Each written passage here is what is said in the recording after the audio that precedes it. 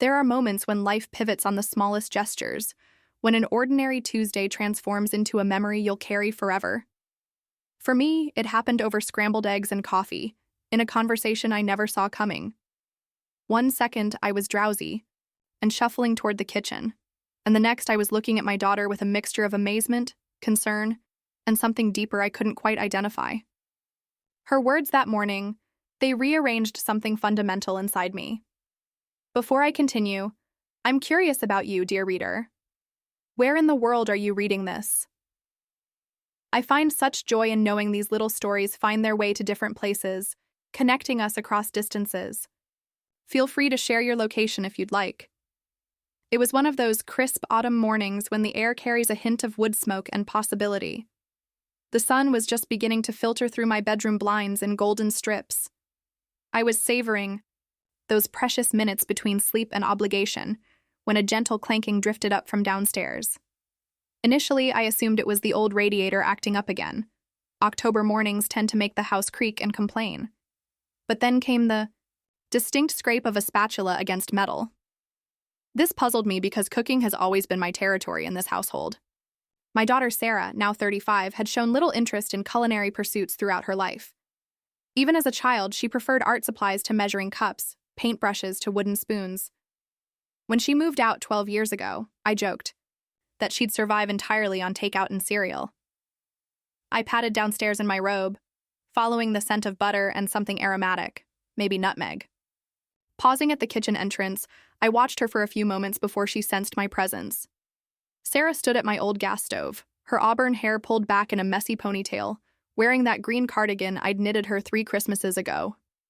There was a streak of what looked like batter on her forearm. The counter held a platter of pancakes, steam still rising from them, alongside a small mason jar filled with late-blooming marigolds from my garden. "Good morning, Mama," she said without glancing back, as though preparing breakfast in my kitchen was perfectly routine. "Well," I replied, still processing the scene. "This is unexpected." She laughed softly. "Figured I'd surprise you. You seemed worn down when I called last week." That observation stung a little because I hadn't realized my exhaustion was so obvious. The sleepless nights since Robert's passing, the arthritis in my hands that made simple tasks harder, the profound quiet that settled over the house each evening, perhaps it had all been showing more than I thought. Sarah transferred the pancakes to a plate and gestured toward my usual chair. "Have a seat," she instructed with the same gentle authority she'd used as a 6-year-old playing house. I settled in. The pancakes were golden and fluffy, accompanied by fresh berries arranged in a small spiral. She'd even warmed the maple syrup. My heart swelled at the care she'd taken. "This wasn't necessary, sweetheart," I said, cutting into the stack. "I know, but I wanted to." She poured herself tea and sat across from me, wrapping her fingers around the warm mug. We ate quietly, at first, comfortable in the way only family can be. But I noticed she wasn't really eating, just sipping her tea and stealing glances at me with an expression I couldn't read. "Something troubling you?" I asked, setting down my fork. She hesitated, her thumb tracing the mug's handle. "Actually, yes. There's something I need to discuss with you." The pause that followed felt charged, like the air before a thunderstorm. Even the morning light streaming through the window seemed to dim slightly. That's when she spoke the words that turned my world sideways. Words I never anticipated, yet somehow knew had been gathering inside her for months. I didn't respond immediately. My grip tightened around my coffee cup, and I became acutely aware of the antique clock's steady rhythm above the sink, each tick stretching into eternity. Whatever was coming, I understood this wasn't simply about pancakes and tea. This was about something we'd both been circling around without acknowledging. I studied her face, my fork suspended midair. Her gaze remained steady, but there was a vulnerability there I hadn't seen since she was small and afraid of storms. "Sarah," I said finally, my voice barely above a whisper, "what exactly are you trying to tell me?" She shifted, the chair creaking softly beneath her. "I've been doing a lot of thinking lately about you, about our relationship, about how much you've sacrificed for me over the years without my ever properly acknowledging it." My throat constricted. Sarah had always been more expressive than her father, more willing to wade into emotional territory, but this felt different, heavier somehow. She stared into her tea. "You've been on your own for 2 years now, Mom. And I've been so caught up in my career, my social life, that I haven't really considered what that means for you day to day." The kitchen felt smaller suddenly, as though the walls were drawing closer, creating an intimate cocoon around us. The scent of cooling pancakes mixed with the marigold's earthy sweetness. "You've never been one to complain," she continued, "never asked for more from me than I freely gave. But I want you to understand. I see you. I see how you've managed. Everything alone, and I'm grateful beyond words." Her voice wavered on that last phrase, causing an ache in my chest. I reached across the table, my fingers brushing hers. They were warm and steady, and for an instant I could envision her as she'd been at 7, presenting me with crayon drawings she'd made at school. "Sarah," I said gently, "you don't owe me gratitude. You're my daughter. Supporting each other is simply what families do." She shook her head firmly. "It's deeper than that, Mom. I've come to a realization. Maybe it's time I showed up for you differently. Not just the occasional phone call or holiday visit. I mean truly being present, having real conversations, spending genuine time together. I don't want us to become strangers who exchange pleasantries twice a year." Her words settled over me like a warm embrace. I hadn't fully grasped how much I'd been longing for exactly this kind of connection. The unhurried conversations, the shared moments that didn't feel obligatory. I smiled slightly. "Well, you're certainly off to a promising start with this breakfast." She laughed, but her expression remained serious. "There's actually something else I wanted to share, but I wasn't sure how to bring it up. I thought cooking for you might make the conversation easier." I raised an eyebrow. "And has it?" "Possibly," she said. "Or maybe it's just made me more nervous." The sunlight had grown stronger, casting shifting patterns on the tablecloth. Somewhere outside, a lawnmower hummed to life. But here in my kitchen, time seemed suspended. "All right," I said, pushing my plate aside. "You have my complete attention. What's weighing on your mind?" She looked at me, really looked, and I could see there was more beneath the surface, something that had been building for quite some time, waiting for exactly the right moment to emerge. When she finally spoke again, the words made my pulse quicken, not from alarm, but from the sudden recognition that our relationship was about to transform in ways I couldn't predict. She drew a deep breath, her hands clasping the mug more tightly, as though it might anchor her to courage. Her voice dropped to almost a whisper, careful and deliberate. "Mom, I've made a decision. I want to move back home, to live here with you again." The statement hung between us like morning mist, delicate and surprising. I blinked several times, trying to process what she'd said. Sarah hadn't lived under my roof since college. That was more than a decade ago. I searched her face for any hint of jest, but found only sincerity and quiet determination. "Move back here," I repeated slowly. "Sarah, what about your apartment downtown? Your job at the gallery?" She nodded. "The gallery's downsizing, and they've offered me the option to work as a freelance curator for several smaller venues. I can do most of it from anywhere now. And honestly, Mom, I go home to that studio apartment every night and it feels hollow. Just expensive furniture and city noise. I keep thinking, why not be somewhere that actually means something?"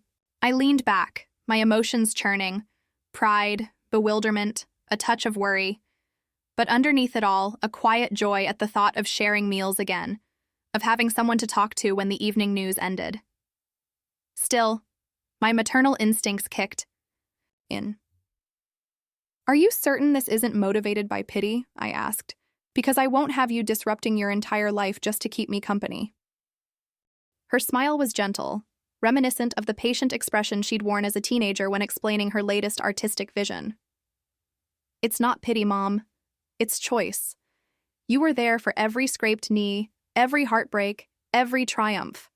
I want to return that favor, not just as a daughter who remembers birthdays, but as someone who shares your daily life." The words seeped into my heart like rain on parched earth. I hadn't realized how desperately I'd been craving exactly this kind of companionship until she offered it. I glanced at the marigolds between us, their orange petals bright and hopeful in the morning light, as if they too sensed the shift occurring in this room. "You know," I said carefully, "if you do come back, it won't be like when you were 23. We're both different people now. Learning to share space again will require patience from both of us." "I understand," she replied, "but I believe it's worth the effort." For the first time in months, I felt genuine excitement about the future. Not just the comfortable routine I'd fallen into, but the possibility of something new and meaningful. Yet I sensed there was still more she hadn't shared. Her posture was relaxed now, but something flickered in her eyes, a deeper reason hiding just beneath the surface. "Sarah," I said, studying her carefully, "is there something else behind this decision?" She hesitated just long enough to confirm my suspicion. When she answered, her voice was softer, almost tentative. "There is, actually, but I wasn't sure whether to mention it today." In that moment, with the golden light warming the table and the clock marking time in the background, I knew her next words might reshape not only how we lived, but how we understood each other. She stared down at her hands for a long moment, her fingers tracing invisible patterns on the tablecloth. The kitchen's familiar sounds, the refrigerator's hum, the distant murmur of traffic, seemed amplified in the silence. When she finally looked up, her voice carried a depth I'd rarely heard from her. "Mom, I've been reflecting on what truly matters. And I realized something important. Time. It's the one gift we can never get back once it's gone. I've spent years focused on gallery openings, client meetings, networking events, and I let precious moments with you slip away. I don't want to keep making that mistake." My eyes misted. Her words weren't melodramatic or rehearsed. They were simple, honest, and they reached a place in my heart I hadn't even known was empty. She continued, meeting my gaze directly. "When Dad died, I stayed here for those few weeks helping with arrangements. Despite the grief, it was also different. We really talked. We found reasons to laugh even through the sadness. I've missed that connection. I've missed you." I covered her hand with mine, feeling its warmth, its solidity.